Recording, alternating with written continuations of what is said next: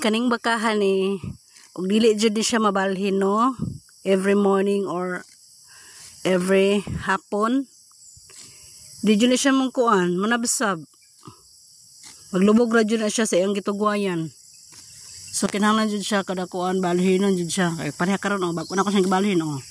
Isab-sab ganiha galubog ra siya sa iyang gitugwayan oh. Diba bisag daghan pang sagbot sa iyang gitugwayan. Di na siya manabsab. May gusto jud magpabalhin pa siya. Oh, di karon perting sabsab niya oh, bagong gibalhin.